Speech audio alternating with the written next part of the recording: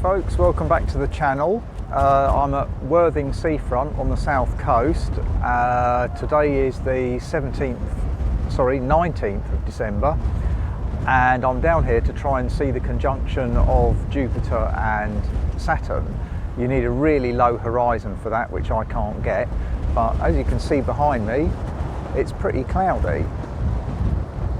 There's some people doing like kite surfing and stuff behind me.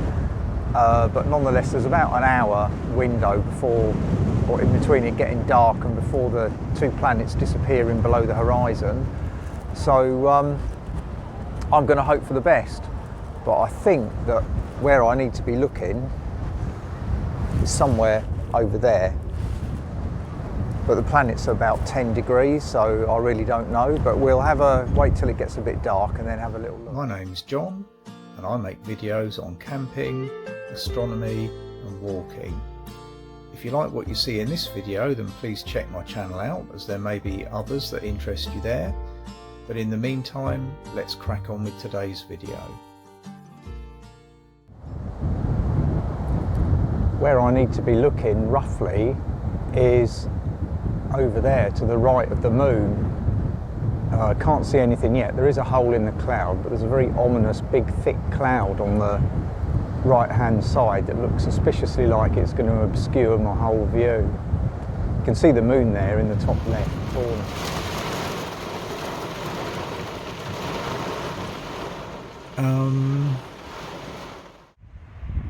Morning folks. Well, it's a beautiful winter's morning this morning, which is typical after yesterday's disaster. So I'm out on my local bike ride this morning, and there's this lay-by that occurred to me. It's only about 4 miles away from home, so I thought I'd come and have a look at it. I'm on the top of a local hill, and the view behind me is the south-southwest view, and you can see the lay-by. So I figured rather than drive down to the coast this evening for another stab at the Jupiter-Saturn conjunction, I may just drive here, because the skies here will be pretty similar to what it is at home.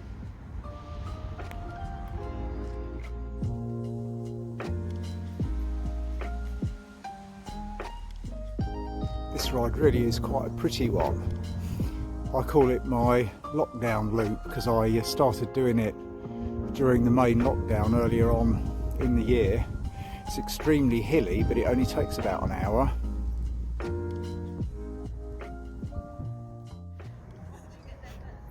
Well, I'm back at the lay-by now after my nice bike ride this morning, and thankfully it's actually clear behind me and I can see Jupiter. Had a bit of a disaster. The problems just go on and on. I was going to use a planetary camera tonight, which needs a laptop, and when I put my laptop on to check that it had charge and stuff, I turned it off again and it decided to do a Windows update. And my computer's so rubbish that takes 3 hours, and I didn't start it till 3 o'clock, so I basically couldn't bring the laptop with me. So I'm just going to do some visual, which I've done a bit of already, and stick a camera on the end and see what I can get. The lay-by might not be perfect, but the view towards Jupiter certainly is. I'm using a 70mm refractor with a DSLR stuck on the back. There's Jupiter and Saturn in the frame. They are really, really tiny, but blown up 10 times you start to see the moons of Jupiter appearing. So now I just need to take a bunch of exposures at different settings to see what works best.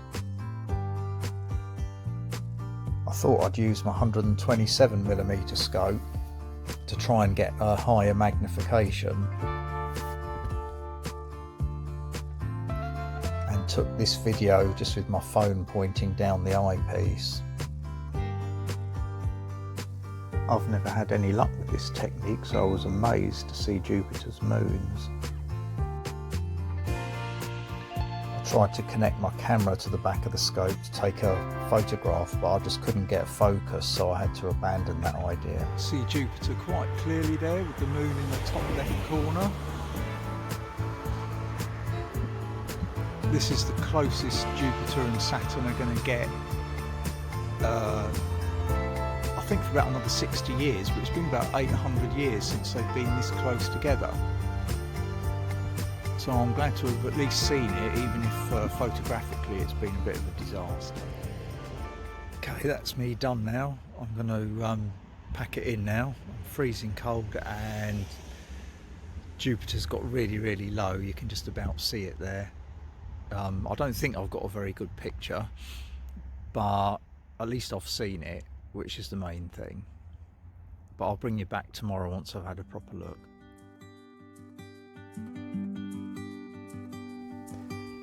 Well, the results last night did actually turn out to be a little bit better than I expected. After all the problems, I was pleased to A, see it visually, and B, to actually get anything at all.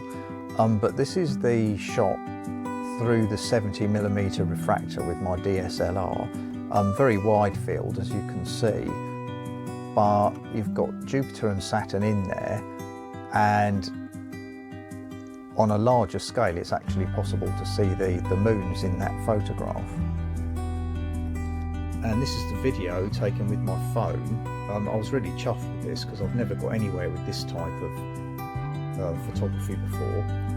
This is shot with my phone through an eyepiece in my Celestron 127 Nexstar telescope.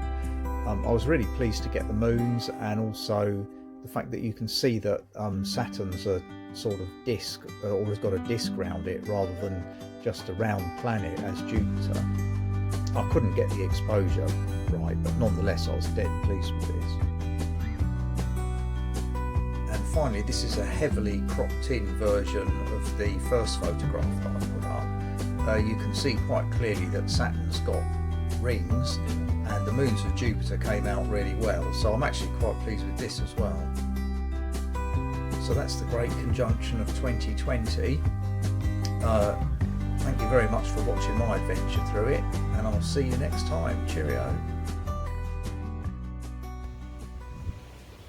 Well, I hope you found that video enjoyable. If you did, it would be great if you could press the like button and maybe make some comments about what you did or didn't like in the comments section below. If you did enjoy it though, maybe have a look at the other videos on my channel, as you may find something of interest to you there. And if so, it would be absolutely fantastic if you could subscribe. That would really help me out. But in the meantime, I wish you well, and cheerio until next time.